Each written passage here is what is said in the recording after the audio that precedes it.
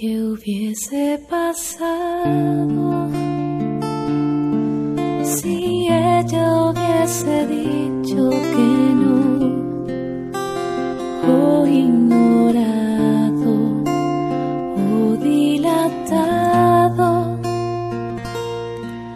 el anuncio de tu ángel de amor?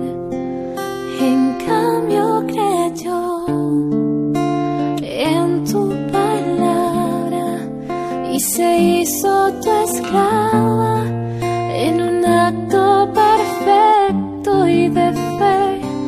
Y hoy quiero ser como ella y amarte aunque duelan las espinas y el camino de la cruz. Dame la fe, Señor, la fe de María,